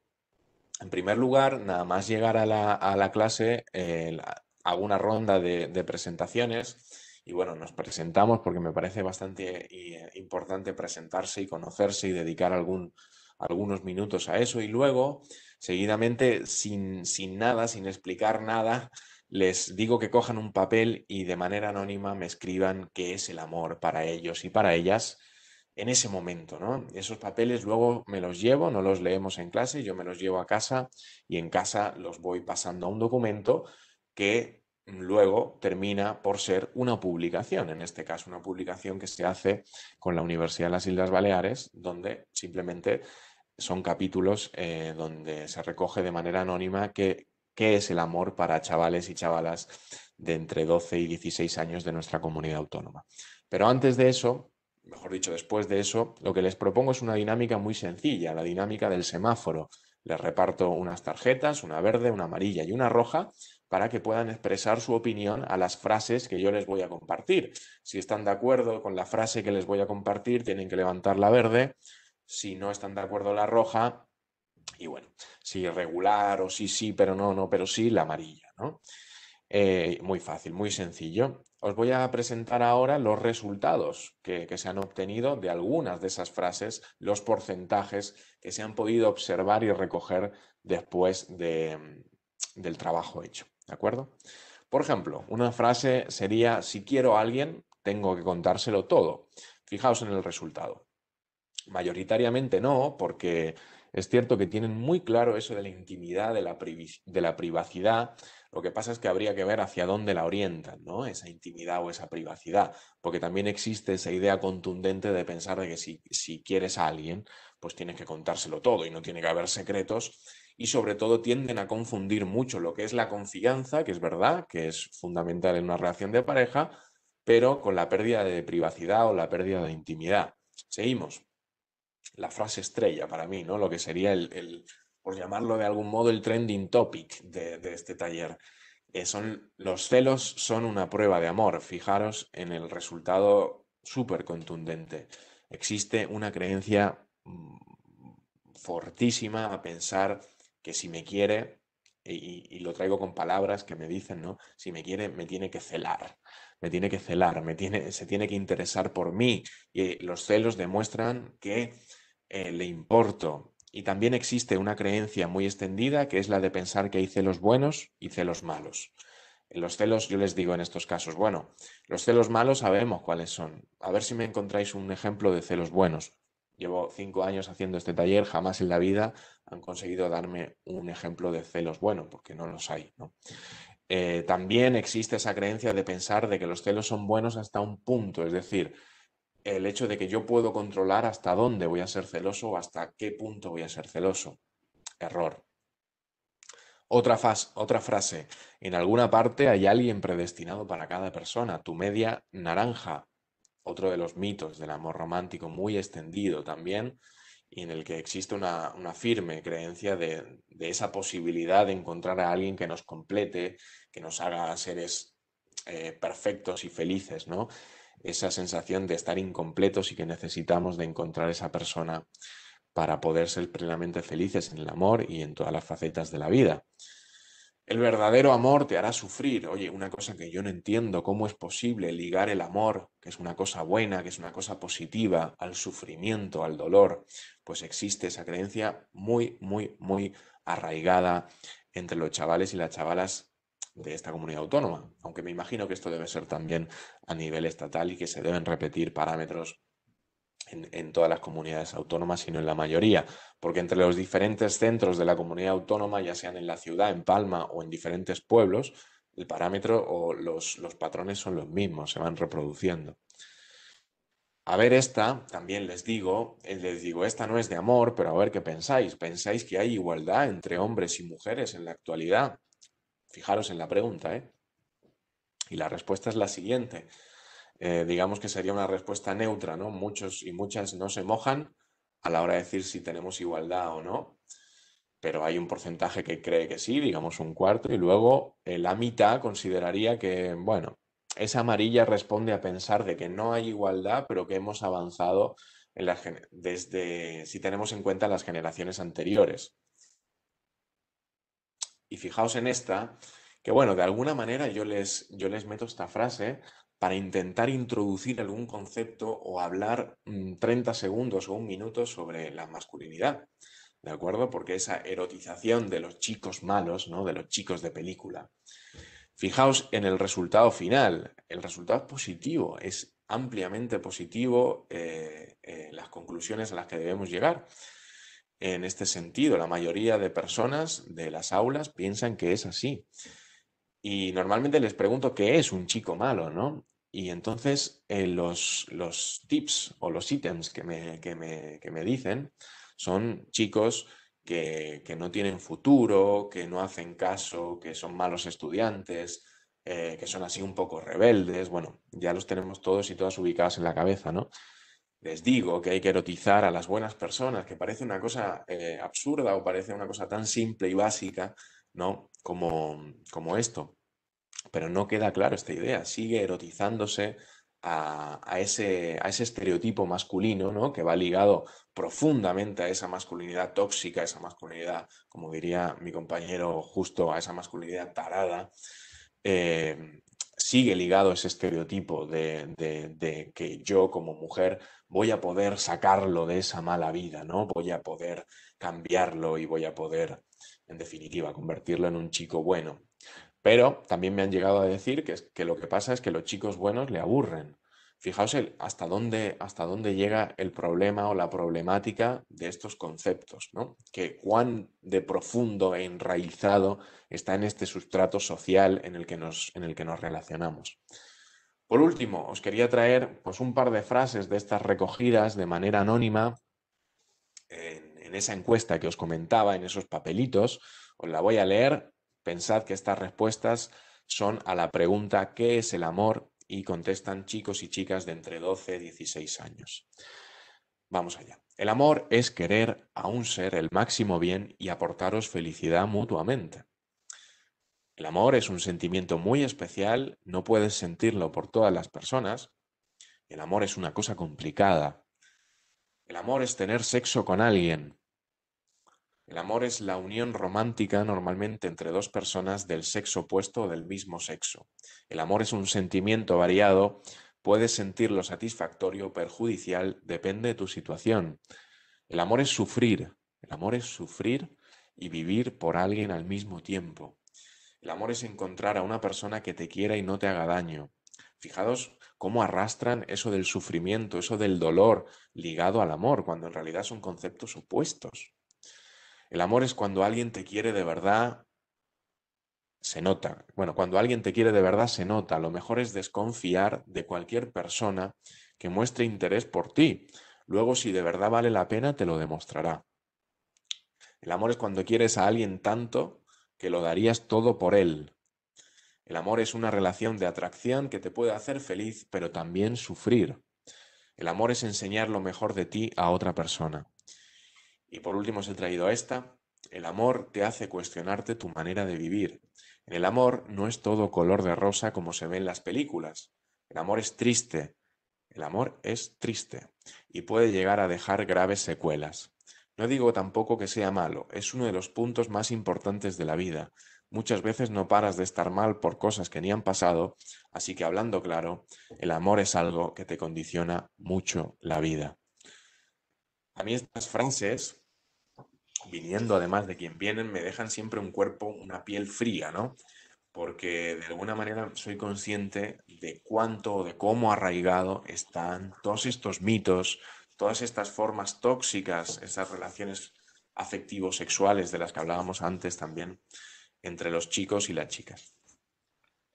Muchas gracias, Enrique, por esta inmersión, ¿no? De alguna manera, a cómo está la situación o cómo se perciben todos estos elementos, en particular el amor romántico, en los más jóvenes, ¿no? Somos 72 seres humanos ahora mismo en este encuentro. Estoy convencido de que muchos, igual que yo, somos papás de hijos varones. Ha llegado el momento no de aleccionar a las hijas para protegerse de los hombres, sino compartir con los hijos varones que existe otra manera de amar, que existe otra manera de relacionarnos con nuestras compañeras, sobre todo a ellos, para que no cometan errores como hemos cometido quizás algunos en el pasado, o como quizás algunos les lleven a situaciones que después todos conocemos no son ni mucho menos aceptables. Como padres varones tenemos la responsabilidad de que toda esta, en mi opinión personal, que comparto con vosotras y vosotros, que toda esta sopa machista, misógina, que nos hemos alimentado, que estamos comprobando que nos hemos alimentado, no la beban ellos. A nuestros hijos varones deberemos darles la oportunidad de ser seres humanos en libertad, no con unos patrones, como estamos viendo a lo largo de este encuentro, que sí que han estado presentes en nuestras vidas, ¿no? Voy a continuar.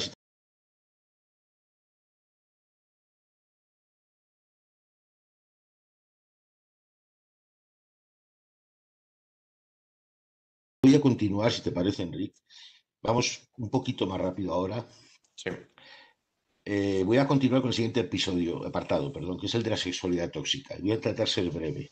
Os voy a sumergir, os voy a invitar a que me acompañéis a de nuevo un episodio biográfico. Quiero además que sirva de ejemplo de que no es verdad que los jóvenes y las jóvenes de ahora tengan comportamientos en este sentido muy diferentes a los que tuvimos.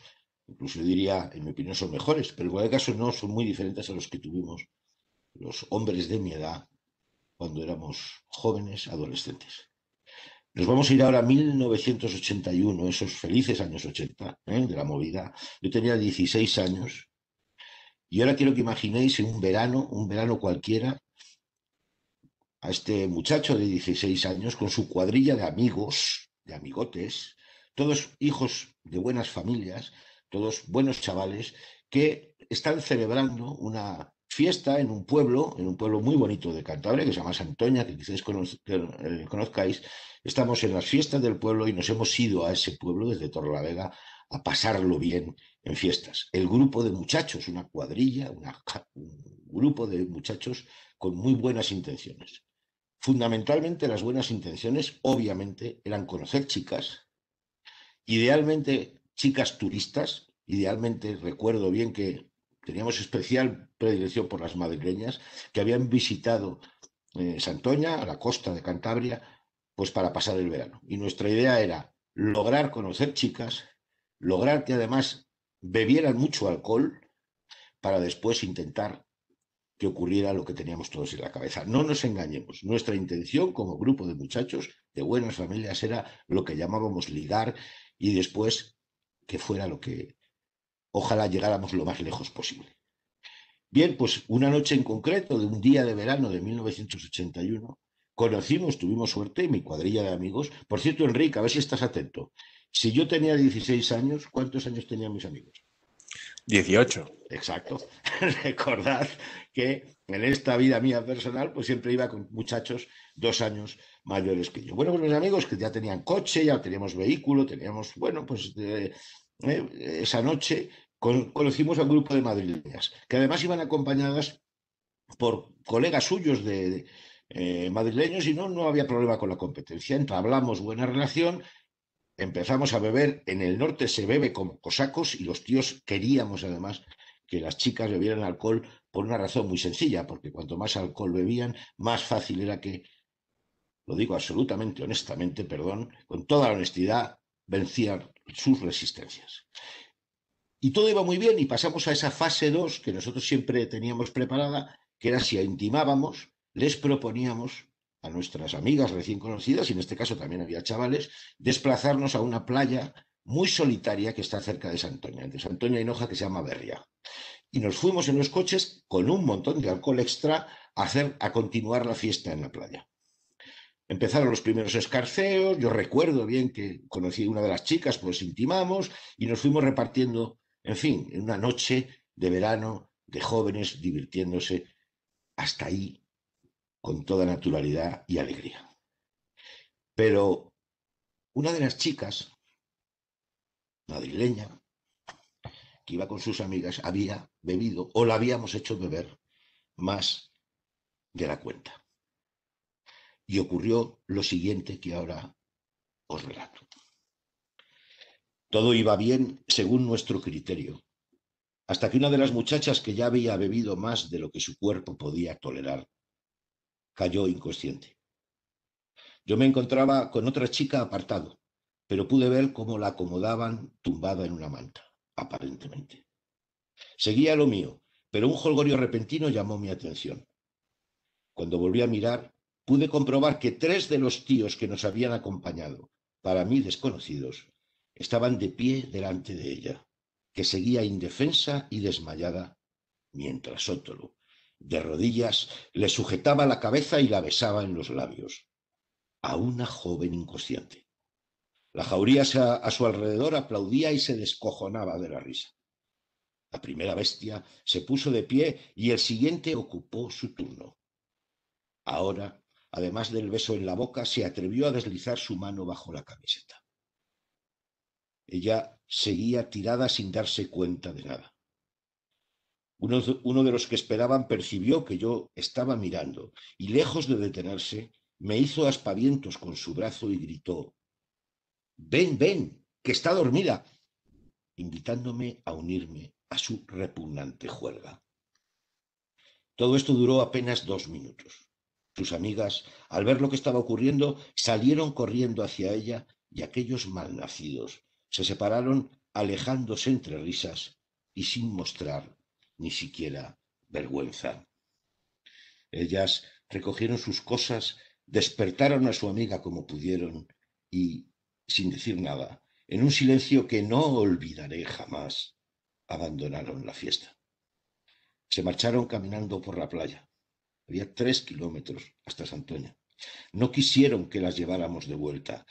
Tampoco aceptaron ni un minuto más de nuestra compañía ni de ninguna otra masculina. 1981, el que os habla estuvo ahí y siempre me quedaré con una duda. Enrique, no tengo ni la menor idea, aunque me temo lo peor, de lo que hubiera pasado si aquella noche no hubieran estado presentes sus amigos. No lo podemos saber, pero sí que es cierto que todos y todas pues pues no podríamos podríamos llegar a esa lamentable conclusión, ¿no? Es Si te posible. parece. Sí, No, dime. este es un ejemplo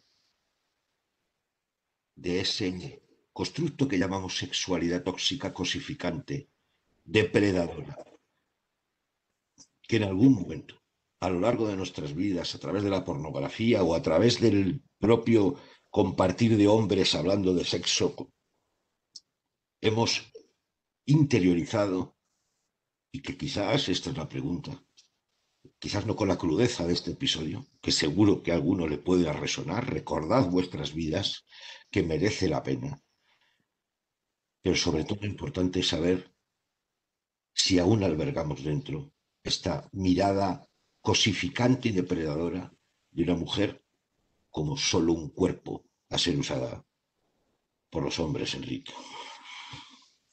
Lo importante que, como tú dices, también esa introspección, ¿no? Es el localizarnos todos esos episodios de nuestra vida y no culpabilizarnos, pero sí responsabilizarnos, ¿no? De todo eso. El concepto de responsabilidad es mucho más gratificante, es mucho más constructivo que el de culpa, sin duda. ¿Te parece?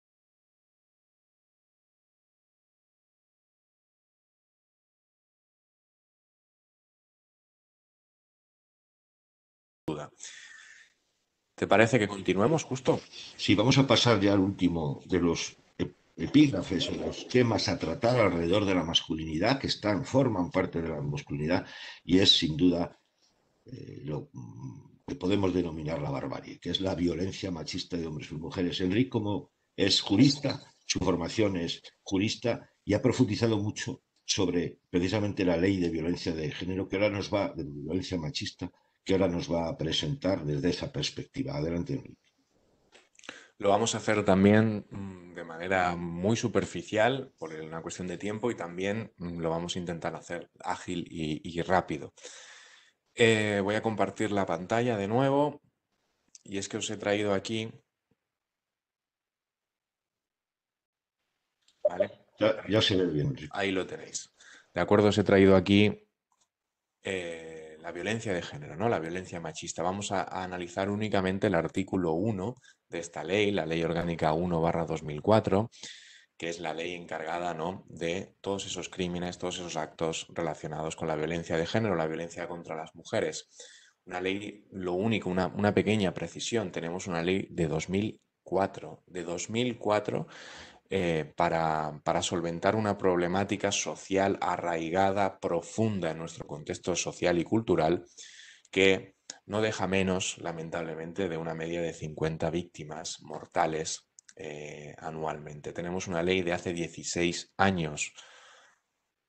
De alguna forma deberíamos replantearnos muchas cuestiones alrededor de este texto, que es bueno, pero que es insuficiente porque no se ajusta sobre todo a las recomendaciones, a las observaciones, a la normativa internacional en este sentido. Centrándonos en esta ley, porque es la que tenemos, la presente ley tiene por objeto actuar contra la violencia que, como manifestación de la discriminación, la situación de desigualdad y las relaciones de poder de los hombres sobre las mujeres, se ejerce sobre éstas por parte de quienes sean o hayan sido sus cónyuges o de quienes estén o hayan estado ligados a ellas por relaciones similares de afectividad aún sin convivencia. Este es el artículo 1, el artículo 1 de todas las leyes. Es un artículo fundamental porque define el objeto de la ley. Es un artículo que se debe estudiar, que se debe tener muy en cuenta a la hora del redactado. De este artículo podemos extraer tres conceptos básicos de esa definición. Esa manifestación de la discriminación, la situación de desigualdad en las relaciones de poder, ese elemento de las relaciones similares de afectividad aún sin convivencia y un último elemento que es ese elemento del subjetivo, ¿no?, de quienes sean o hayan sido sus cónyuges. Para no liarnos demasiado y también por cuestión de tiempo, vamos a centrarnos solamente en uno de estos elementos, esas relaciones similares de afectividad aún sin convivencia. ¿Qué quiere decir que vamos a centrarnos en este elemento? Y es que vamos a intentar dirimir qué significa o qué es para la ley orgánica una relación de afectividad aún sin convivencia. Por lo tanto, esta relación va a determinar, estos tres elementos son los que van a determinar que un determinado supuesto pueda ser subsumible en el paraguas de protección legal que ofrece la Ley 1/2004, en definitiva, que pueda ser considerado un supuesto de violencia de género, un supuesto de violencia machista, un supuesto de violencia contra la mujer por el hecho de serlo. ¿Quién es el encargado o quiénes son los encargados de interpretar los elementos de las leyes? La jurisprudencia. La jurisprudencia, voy a compartir ahora otra pantalla, ¿de acuerdo? Porque muy brevemente, para que lo veáis. La jurisprudencia, ahí lo tenéis. La jurisprudencia es importante, bueno, porque incorpora las resoluciones jurídicas al ordenamiento jurídico y de alguna manera supone un cuerpo móvil que es el encargado de ir interpretando la ley, de ir adaptando una ley al contexto sociocultural en el que se debe integrar, ¿no? O sea, básicamente lo que hace es completar las normas con la realidad, es un acompañamiento de las normas a la evolución social. ¿Vale? Y además es una fuente del derecho, la jurisprudencia. Pero ¿qué pasa? Que nosotros tenemos esta jurisprudencia. Os presento a la Sala de Gobierno del Tribunal Supremo del año pasado. ¿Vale? Ahí os fijáis, no hay ni una sola mujer. Pero es que la anterior tampoco. Tampoco. Ahora actualmente tenemos una, ¿vale? Esto creo que es 2019 y 2018, tenemos una, pero bueno, para que os hagáis una idea de la jurisprudencia que tenemos. ¿Vale? Os he traído también este cuadro que me gusta destacar muy brevemente, y es que alguno dirá, bueno, es que hay muchas mujeres juezas, sí, las hay, pero están aquí, están en estos juzgados de aquí abajo, ¿vale? No sé si veis mi ratón, pero están en estos juzgados de aquí abajo. ¿Y cuál es el problema aquí? Que quien hace la jurisprudencia, quien crea jurisprudencia, son estos otros órganos, son estas otras instancias judiciales, las superiores, ¿no? Y aquí vemos que la presencia femenina es muy reducida y que por tanto tendremos una jurisprudencia eminentemente masculinizada. Y a mí me llama mucho la atención que los hombres nos dediquemos a interpretar, o una mayoría sobre todo de hombres, nos dediquemos a interpretar un texto que lo que pretende es proteger a las mujeres de los hombres, ¿no?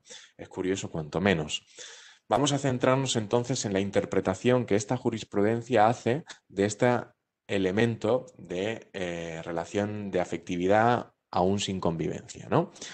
Como en todo en la vida, hay criterios más restrictivos y criterios más amplios. A mí, deciros que no me convencen ni los restrictivos ni los amplios, porque los considero que están muy cerca unos de otros. En cuanto a los criterios restrictivos, y lo vamos a pasar muy rápido, son aquel sector de la jurisprudencia hasta hace muy poco mayoritario que pensaba que para que exista una relación de afectividad debe haber elementos que en términos sociales permitan identificar esa relación como similar, análoga al matrimonio. Es decir, imaginaros la cantidad de supuestos que quedarían fuera si la analogía se hace con el matrimonio, y más con la evolución de la forma de constituirse las parejas que va pasando, ¿no? ¿Qué puede ser una prueba de que exista una relación de afectividad? Bueno, pues que haya determinados documentos, determinados actos que tiendan a institucionalizar esa relación. Fijaos qué mal suena, ¿no? Institucionalizar una relación. ¿Qué puede ser una prueba? Por ejemplo, pues una deuda en común, que eso une mucho, ¿no? Una deuda, un contrato de alquiler, etcétera, etcétera. Todo eso son elementos que demostrarán que existe una relación de afectividad. Digo que yo no estoy de acuerdo o no comparto esta postura porque para mí quedan fuera muchísimos supuestos, pero es que tampoco comparto el criterio amplio, ¿no? Que es cierto que no se exige esa analogía con el matrimonio, pero sí cierto grado de compromiso o estabilidad en esa pareja.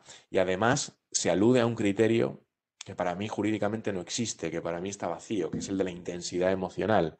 ¿Cómo vamos a medir jurídicamente lo que es la emoción, lo que es la afectividad, la intensidad emocional? No se puede medir, no se puede calcular en términos sociales y mucho menos en términos jurídicos. No creo que sea el derecho quien tenga que medir cuánto o cómo se quieren dos personas. Me llama la atención en este apartado que dice: la protección no puede excluir a parejas de formato no convencional. existen parejas de formato convencional. Para que existan parejas de formato no convencional, tiene que haber una lista, un números clausus, que nos diga cuáles son las parejas de formato convencional y así podremos saber cuáles son las que no son convencionales. No sé si me entendéis en el sentido de que jurídicamente hay muchísimas lagunas en las que la defensa de un agresor puede encontrar la vía para dulcificar la consecuencia penal, para rebajar ese reproche jurídico. ¿Por qué no me gustan los criterios amplios tampoco? Porque ¿a qué se refiere, como decía, con formato no convencional? Pueden reglamentarse, existe una lista de relaciones de afectividad, cómo se mide la intensidad emocional jurídicamente, son conceptos vacíos, ¿de acuerdo? Veamos algunos supuestos que en función de la interpretación quedarían fuera de la ley de medidas de protección integral contra la violencia de género. Y fijaros, en paréntesis, la ley se llama Ley de Medidas de Protección Integral, integral. Jamás en la vida ha sido una ley de protección integral a la mujer, nunca, porque quedan supuestos que quedan fuera. Por ejemplo, en las relaciones de noviazgo, sobre todo entre las personas más jóvenes, en adolescentes, pensemos si es difícil probar la existencia de una relación entre dos personas adultas. Por ejemplo, en mi caso, yo no estoy casado, no convivo con mi pareja, no tengo deudas en común. Es decir, en mi caso no existe la relación, pero en realidad podemos llevar a lo mejor 7, 8, 9, 10, 12 años juntos y sería muy difícil probarlo y somos dos personas adultas. Imaginaros en dos personas entre, yo qué sé, 16, 17, 18 años, probar esa existencia de una relación es complicadísimo. Tampoco se puede aludir a criterios de intensidad emocional, como decía, porque para mí una relación de un día puede ser muy intensa y para a lo mejor otra persona una relación de 7 años, 8 años, 9 años puede que no sea nada intensa. Observad la cantidad de resquicios legales que hay para escabullirse, ¿no?, de las consecuencias jurídicas. Y luego, una vez que se rompe la relación de noviazgo, ¿hasta dónde debe extenderse esa relación? Porque sabemos que cuando se rompe la relación, existe un periodo, un tiempo de muchísimo riesgo en estas relaciones, de muchísimo riesgo de que se cometan actos de maltrato, de violencia contra las mujeres, incluso el resultado del feminicidio. Fijaos, entre relaciones en personas adolescentes, ¿no? 653 adolescentes españolas actualmente se amparan en órdenes de protección o medida cautelar tras denunciar a sus parejas o exparejas adolescentes. 653 con sentencia firme. Ni hablar de las que habrán denunciado, ¿no? Lo que supone este dato un incremento de casi el 15% respecto a los anteriores registros y es el porcentaje más alto de la última década. No estamos en una fase de superación de esta lacra social, sino que estamos en un momento, en una cresta. En cuanto a las relaciones de noviazgo, fijaros, os he traído dos circulares interesantísimas que me gustaría comentarlo, pero bueno, por falta de tiempo vamos a continuar. Estas dos circulares son las que hacen referencia a las relaciones de noviazgo. Si estáis interesados, interesadas, buscarlas, las encontraréis en el buscador, en internet, sin ningún tipo de problema. ¿De acuerdo? Otro supuesto que podría quedar fuera, y con esto ya termino, es las relaciones extramatrimoniales. Fijaros que si intentamos subsumir lo que es una relación extramatrimonial fuera del matrimonio en estos tipos de relaciones que prevé la ley que deben quedar amparadas bajo su protección, las relaciones extramatrimoniales no entran. Es muy difícil meter las relaciones extramatrimoniales en la interpretación mayoritaria de la jurisprudencia. ¿Cómo se soluciona todo esto? Atendiendo a toda aquella normativa internacional que aboga, por ejemplo, con el Convenio Estambul, por considerar que siempre que exista una agresión de un hombre a una mujer, existe subsumido esa intención o ese ánimo de subordinación o de menosprecio al género femenino. Bueno, muchísimas gracias, Enrique, por este repaso de una perspectiva jurídica formal y académica de la insuficiencia, ¿no?, de esta ley orgánica 1/2004. Es una ley integral sobre la violencia machista. Pero me interesa ahora, para acabar, y con esto cerraríamos el encuentro por nuestra parte, es, sobre todo me dirijo a los varones, a los hombres que estemos aquí, el traer a la tierra esto que acaba de contar Enrique y hacerlo de nuevo en una mirada biográfica. Un hombre puede pensar, o podremos pensar los que estamos aquí, que esto de la violencia machista es algo que está lejano, que nosotros no somos conscientes, que incluso la parte más cruda y más cruel de esto, que es la muerte, el asesinato de mujeres, es algo que solo ocurre en esas pequeñas noticias que aparecen en los periódicos. Yo durante muchos años pensé que era así, porque no lo veía, pero sobre todo creí que no tenía nada que ver conmigo. Pero la vida es pertinaz, y cuando revisas tu propia existencia, puedes descubrir cosas como las que yo descubrí y que ahora os voy a contar. Yo tuve una primera novia y a los hombres que estáis aquí me gustaría que recordarais esa primera novia. Mi primera novia, no voy a omitir el nombre por respeto profundo a ella. Era una joven que compartimos juventud y adolescencia desde los 16 a los 19 años. Os puedo asegurar que mi primera novia fue una chica alegre, potente, capaz, lista, sobre todo alegre y optimista. Ella estudió Derecho en Santander y se dedicó a la abogacía. Yo, siguiendo mi línea ambiciosa de ser un gran hombre, me vine a Madrid y le perdí la pista. Y durante muchos años no supe nada de ella, la verdad. Pero tiempo después, hace unos 4 o 5 años, de casualidad me enteré que esta chica había fallecido. Y obviamente yo quise saber por qué, porque era una mujer joven, era más joven que yo, y por qué una mujer muere joven. E intenté averiguar a través de conocidos y amistades qué le había ocurrido a mi primera novia. Quizás pensé que había muerto de una enfermedad, de cáncer o quizás un accidente de tráfico. No entraba en mi cabeza otra explicación. Había cierto oscurantismo, no me lo querían decir, pero al final alguien me explicó la realidad. Esta chica se casó con un abogado muy famoso de Santander, un hombre de provecho como nosotros, un hombre que se viste por los pies, un hombre que ha construido su masculinidad igual que la hemos construido nosotros. Y con este hombre, esta mujer, esta chica tuvieron un hijo. Pero ocurría que este hombre, a mi primera novia, la daba palizas diarias. Y ella no lo pudo soportar más. Y se acabó suicidando.